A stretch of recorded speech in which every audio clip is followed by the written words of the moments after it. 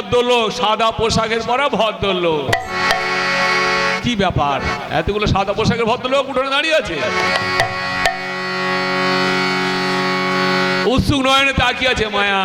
সেই ভদ্রলোক, সাদা পোশাকে ভদ্রলোকেরা বলছে, মা একটু লবণ দেবেন মা।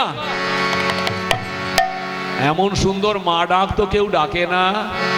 কেই লোকগুলো? যাই বল, হ্যাঁ বাবা দিচ্ছি বলে একটা সাদা কাগজে একটু লবণ এনে দিয়েছে, তারা চলে গেছে। ব্যাপারটা কি? শ্রী বর্দা ধর্মনগরে মন্দির উদ্বোধন করে এবার আগরতলার দিকে যাচ্ছেন। পথে যেতে যেতে হঠাৎ শ্রী বর্দার গাড়ি থেমে গেল। বলে একটা কুল গাছ দেখে বলে, ওই কুল গাছ থেকে কুল পাড় তো আমি কুল খাবো। ভক্তরা ছুটে গিয়ে কুল বেড়ে নিয়ে এসেছে।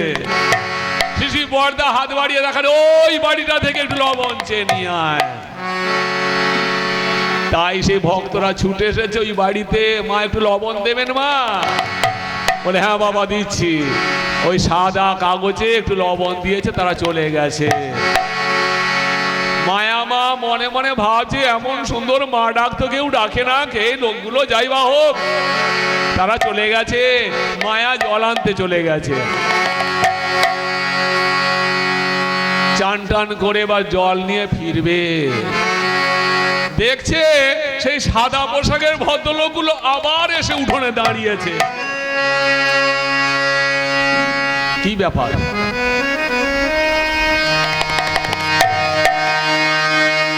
ব্যাপারটা কি জানেন? ওই নুন নিয়ে যখন শ্রী বর্দার কাছে গেছে, তখন শ্রী বর্দা বলছেন, এই নুন যে নিয়ে এলি, নুনের দাম দিয়েছিস? ভক্তরা বলছে, আগে ওইটুকু নুনের আবার কি দাম দেব? শ্রী বর্দা বললেন, কে খেতে চেয়েছে সেটুকু তো বলবি, যা আবার যা। সেই লোকগুলো আবার ছুটে এসেছে, সেই জন্য উঠোনে দাঁড়িয়ে আছে। তখন সেই লোকগুলো বলছে, মা আপনি যে লবণ দিলেন, সেই লবণ কে খেয়েছে জানেন? বললে কে খেয়েছে? বললে শ্রী বর্দা। হ্যাঁ শ্রী বর্দা, শ্রী বর্দা লবণ যে খেয়েছেন বলতে সেই অন্তর্দন্ত হয়ে শ্রী বর্দা রাস্তার কাছে গাড়ি দাঁড়িয়ে আছে, সেখানে ছুটে গেছে। মায়া তাকে দর্শন প্রণাম করবে। তার স্বামীও পিছু পিছু গেছে। গাড়ি ততক্ষণকে ছেড়ে দিয়েছে। তার স্বামী বলছে, কি গো তুমি কি প্রণাম করতেই ভুলে গেলে? সে তার জগৎকে ভুলে গেছে। সারা রাত্রি যে চোখের জল পেয়েছে দর্শন প্রণাম করার জন্য, তিনি দয়া করে তার বাড়িতে সে নুন চেয়ে খেয়েছেন। এমনতর অন্তর্যামী আকুল ভাবে ডাকলে শ্রী ঠাকুরের লীলা যেমন, শ্রী বর্দার লীলাও তেমন, পূজ্যবাসী দাদার লীলাও তেমন। সেই আজও সেই লীলা চলছে, আজও সেই লীলা করে গোরা রায়। কোনো ভাগ্যবানে দেখিবারে পায়। আজও সেই লীলা চলে লোক লোকান্তরে, সেই জন দেখিতে পায় ভক্তি যার জাগ্রত অন্তরে। তার লীলা চলছে। প্রেম মাখা মূর্তিখানা দেখলে নয়নে, আপন হারা হয়ে পড়ে তারি চরণে। প্রেম মাখা মূর্তিখানা দেখলে নয়নে, আপন হারা হয়ে পড়ে তারি চরণে। মুখে মধুর হাসি ও তার প্রাণে পশি, মুখে মধুর হাসি ও তার প্রাণে পশি। সাধ্য নাহি কজিবের নয়ন ফিরায়, মুখে মধুর হাসি ও তার প্রাণে পশি। সাধ্য নাহি কজিবের নয়ন ফিরায়। দেখবি মনের মানুষে দেখবি আয়, আরে ফেরিলে যারে আধার ঘুচে যায়। দেখবি মনের মানুষে দেখবি আয়, আরে ফেরিলে যারে আধার ঘুচে যায়। শ্রী ঠাকুর একটা সময় শুধু বাণী দিতেন, আর ভক্তরা ওই পাশে বসে থাকতেন, বাণী লিখে নিতেন। শ্রী ঠাকুর বাণী দিচ্ছেন, ভক্তরা লিখে নিচ্ছেন। হঠাৎ বাণী দিতে দিতে শ্রী ঠাকুর হুঙ্কার দিয়ে উঠলেন,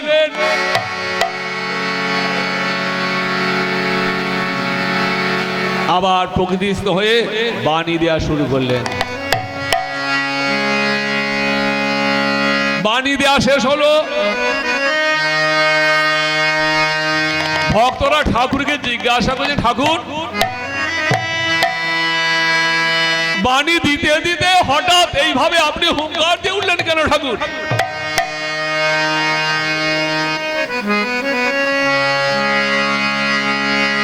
শ্রী শ্রী ঠাকুর বলছেন, বহু দূরে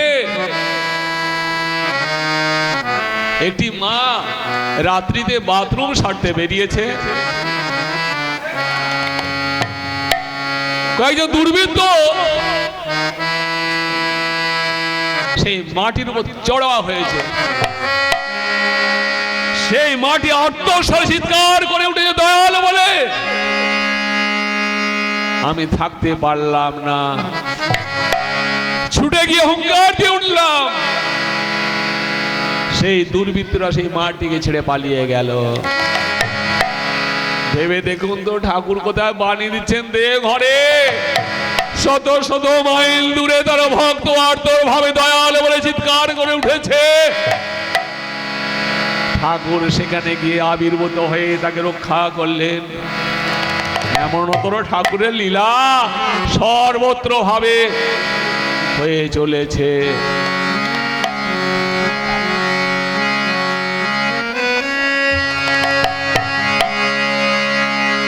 মুখে মধুর হাসি ও তার প্রাণে পোষি, মুখে মধুর হাসি ও তার প্রাণে পোষি, সাধ্য নাহি কো জীবের নয়ন ফিরায়। মুখে মধুর হাসি ও তার প্রাণে পোষি, সাধ্য নাহি কো জীবের নয়ন ফিরায়। দেখবি মনের মানুষকে দেখবি আয়, বারে খেলিলে যারে আধার ঘুচে যায়। তোরা কে দেখবি মনের মানুষকে দেখবি আয়, বারে খেলিলে যারে আধার ঘুচে যায়।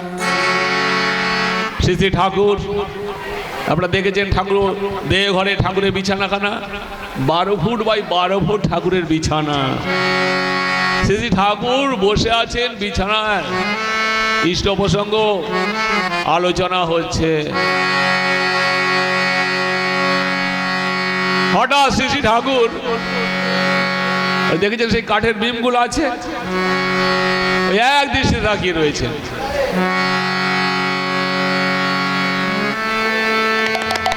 ঠাকুর তাকিয়ে আছেন, ভক্তরা তাকিয়ে আছেন। একটা টিকটিকি ওই টিকটিক করে উঠছে নামছে, উঠছে নামছে, টিকটিক করে উঠছে নামছে। ঠাকুর ওইদিকে তাকিয়ে আছেন, শ্রী ভক্তরাও তাকিয়ে আছেন। হঠাৎ শ্রী ঠাকুর বললেন, আজকে ওর বিয়ে, আজকে ওর বর আসবে।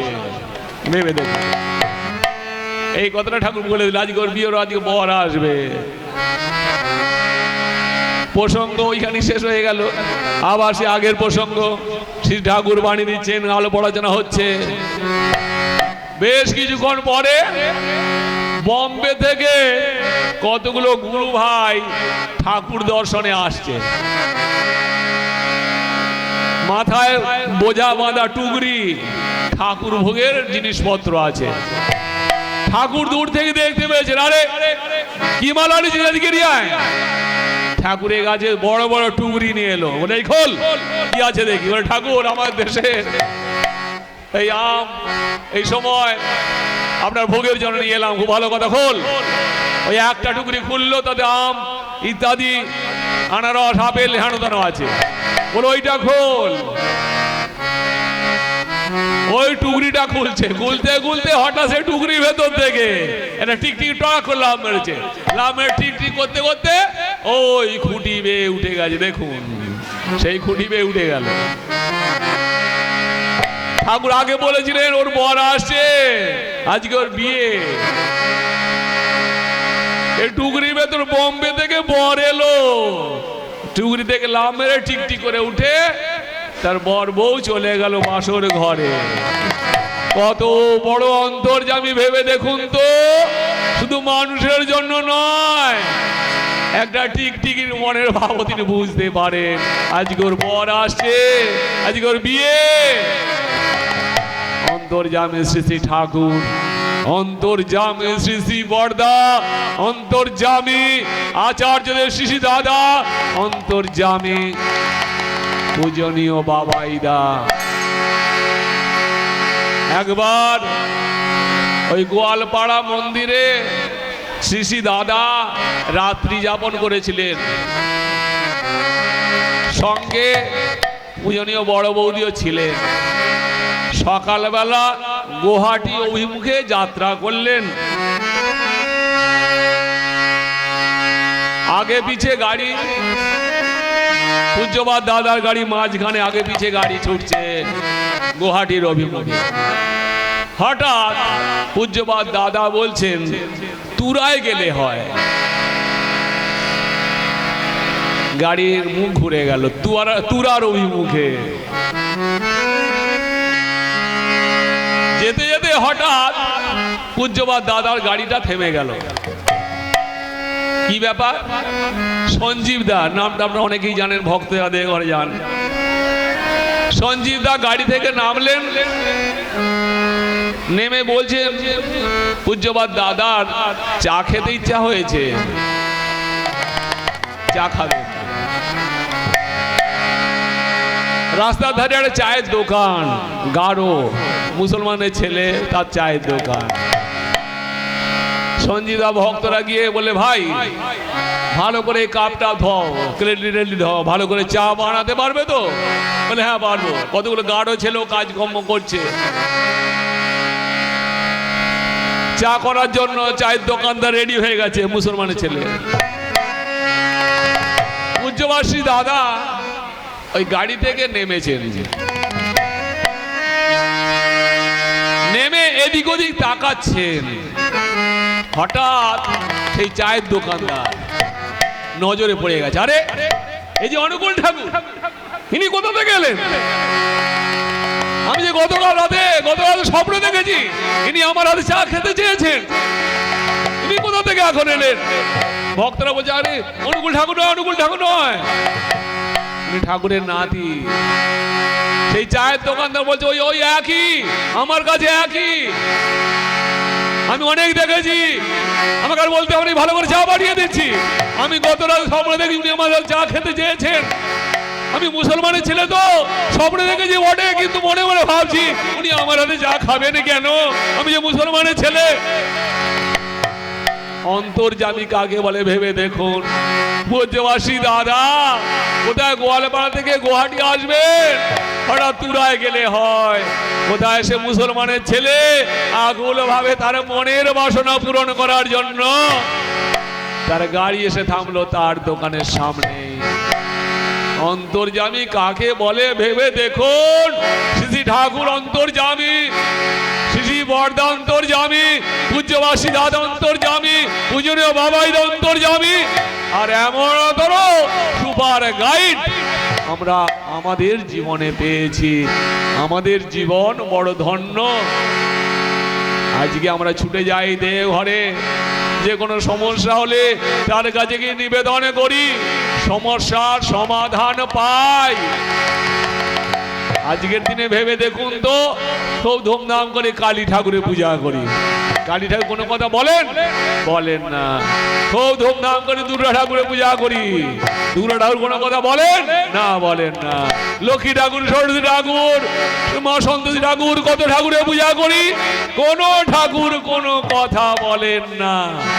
কিন্তু এমন ঠাকুর আমরা পেয়েছি, অনুকূল ঠাকুর, যিনি শ্রীমুখে কথা বলছেন, ওরে এটা করিস না, এটা করা খারাপ, এটা কর, এটা করলে ভালো হবে। আজকে ভেবে দেখুন এমন ঠাকুর আমরা পেয়েছি। মেয়ের বিয়ে দিতে পারছি না, তার কাছে গিয়ে নিবেদন করছি, ভালো হলে ভালো, নালে অন্য জায়গায় দেয়। একবার ওই একটা ঘটনা, কলকাতার ঋত্বিক মানুষ বুঝতে পারছেন এই আমাদের দণ্ড হাতে, ওই মানুষ 11 টাকা দক্ষিণা দেয়। তারপর ওই মানুষের দাঁড়ে দাঁড়ে ঠাকুরের কথা বললে বলে বেড়ায়, দীক্ষা দেয়। এইভাবে ঋত্বিক তো হেভি, তার মানে ওই বিরাট ব্যাপার নয়। তার একটি কন্যা সন্তান আছে, দেখতে শুনতে সুন্দরী তো, তাই কলকাতার একজন বড় ব্যবসাদার ওই মেয়েটিকে দেখেছে, দেখে তার ভালো লেগেছে, মেয়েটিকে পুত্রবধূ করব, ছেলের সঙ্গে বিয়ে দেব। ওই রীতি দাদাকে ডেকেছেন যে আপনার মেয়ে আমি পুত্রবধূ করতে চাই, মেয়ে ছেলের সঙ্গে বিয়ে দেব। রীতিদায় বলছেন আপনি কি আমার সঙ্গে উপহাস করছেন? আপনার এত বড় 3 তলা বাড়ি কলকাতার মুখে, আজ থেকে অনেক দিন আগে কথা। বললে না, আমি বাস্তব কথা বলছি, আমার ছেলের সঙ্গে আপনার মেয়ের বিয়ে দেব। তখন সেই রীতিদাদা বলছেন দেখুন, আমরা যা কিছু করি ঠাকুর বাড়ি ঠাকুরের কাছে আশীর্বাদ নিয়ে এসে সব কিছু করি। বলে ঠাকুর? বলে আমাদের অনুকূল ঠাকুর, সেখানে গিয়ে ঠাকুরের আশীর্বাদ নিয়ে আসবো, তারপর আপনাকে ফাইনাল কথা বলবো। বলে ঠিক আছে, আপনি যান। সেই রীতি দাদা গিয়ে ঠাকুরের কাছে নিবেদন করেছেন। ঠাকুর বলছেন অন্য জায়গায় দেখা লাগে, মন খারাপের কিছু ব্যাপার নেই। রীতি দাদা গেছেন তাদের আশীর্বাদ আনতে, কিন্তু অত বড় সৎ পাত্র সুপাত্র কলকাতার বুকে, অত বড় একটা ব্যবসাদার, এত বড় পাত্র তো পাওয়া যাবে না। কিন্তু ঠাকুর বলেছেন অতএব অন্য জায়গায় দেখা লাগে। দেখে শুনে একটা সাধারণ পাত্রের সঙ্গে মেয়ের বিয়ে দিয়েছেন। এইবার এই এসে সেই দাদাটি বলেছেন সেই ব্যবসাদারকে যে ঠাকুর বলেছেন আপনার মেয়ের সঙ্গে আমার বিয়ে, ছেলের সঙ্গে আমার মেয়ের বিয়ে হবে না। বলে তাই নাকি? যাই বহু কি আর হবে, মেয়ের বিয়ে হয়ে গেছে। ছেলে বেশ কিছুদিন পরে সেই রীতি দাদা ওই রাস্তা দিয়ে যাচ্ছেন, 3 তলা ছাদ থেকে সেই ব্যবসাদার দেখতে পেয়েছে, ডাকছে দাদা। সে থমকে দাঁড়িয়ে গেছে। বলে আপনার ঠাকুর ভগবান। বলে আপনি কি আমার সঙ্গে ঠাট্টা করছেন? আপনার ছেলের সঙ্গে মেয়ের বিয়ে দিইনি বললে? বলে না, বাস্তব বলছি, আপনার ঠাকুর ভগবান। আপনি ভেতরে আসুন। তখন সেই রীতি দাদাকে নিয়ে গিয়ে ভেতরে নিয়ে যাচ্ছে। বলে আপনার ঠাকুর ভগবানই বলছি। ওই 3 তলার নিচে সিঁড়ির ঘরে একটা লোহার গ্রিল দিয়ে একটা খ্যাপা ছেলে দেখাচ্ছে। বলে এই যে আমার ছেলে, ম্যাড।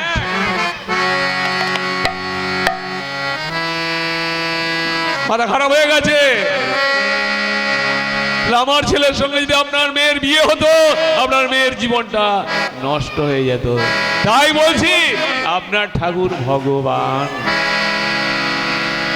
আজও তার লীলা তো চলছে, পূজ্যবাদ দাদার মাধ্যমে তার লীলা চলছে, পূজনীয় বাবাইদার মাধ্যমে। সমস্যা পড়ে সেখানে গিয়ে আমরা নিবেদন করি।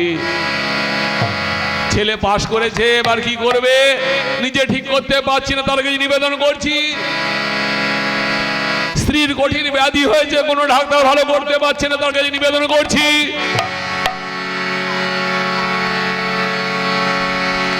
এটা কর, ওটা কর, সেটা কর, তিনি বাতলে দিচ্ছেন।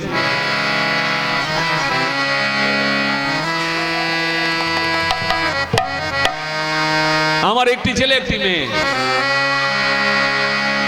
মেয়ে বড়। আমার শ্বশুর বাড়ি হচ্ছে মানকড়, ওই দেওঘর যাওয়ার পথেই পড়ে, পানাগড়ের কাছাকাছি। ছেলের সময় ডেলিভারি কেস, শ্বশুর বাড়িতে অর্থাৎ বাপের বাড়িতে আমার বউ আছে, ওখানকার বড় ডাক্তার দেখানো হচ্ছে, নার্সিংহোমে বড় ডাক্তার। রুগী ভালো আছে, স্ত্রী শরীর ভালো আছে, বাচ্চা কাচ্চা পেটে বাচ্চা ভালো আছে। ডেট পার হয়ে গেছে 18 দিন। ভেবে দেখুন তো, এখনকার দিনে ডাক্তার হলে কি বলবে? 10 মিনিট পার হতে দেবে না, বলে সিজার করতে হবে। কিন্তু আপনারা শুনেছেন সৎসঙ্গে বেশিরভাগ জায়গায় আমাকে ঠাকুরের লীলা কীর্তন করতে বলা হয়। সেই লীলা কীর্তনে ওই আমি গান করছি, ঠাকুর 12 মাস মাতৃগর্ভ অধিষ্ঠান করেছিলেন, সেইটা আমাকে প্রেরণা দিচ্ছে। সবাই বলছে কি ব্যাপার, 18 দিন পার হয়ে গেছে, এখনো বউকে নিয়ে এখানে পড়ে আছে, ডাক্তারের কাছে যাচ্ছে না। এদিকে সুস্থ আছে, সবই তো ভালো আছে, আমি ডাক্তারের কাছে যাবো কেন? আমি মনে মনে ভাবছি ঠাকুর 12 মাস মায়ের গর্ভে ছিলেন, আরে তো 18 দিন পার হয়ে গেছে, কি হয়েছে? কিন্তু পরিবেশ পরিস্থিতি আপনাকে তো থাকতে দেবে না, বাধ্য হয়ে সেই ডাক্তারের কাছে নিয়ে গেলাম। ডাক্তার দেখেই বলছে, দাদা আপনি কি পুরুষ মানুষ নাকি? এই রুগীটাকে বাড়িতে রেখে দিয়েছেন, গাছও হারাবেন আর ফলও হারাবেন, এগুলি অ্যাডমিশন করুন, আমরা এখনই অপারেশন করবো। সর্বনাশ, আমরা এই সাধারণ ঋত্বিক তো বললাম 11 টাকা তো কিনা দেয় মানুষ, পাথেও দেয়, দীক্ষা দিয়ে হেন তেন, তাহলে এখনই যদি সিজার করে তাহলে 12,000 টাকা লাগবে, কোথায় পাবো রে বাবা? দাদা ভাববার কোনো সময় নেই,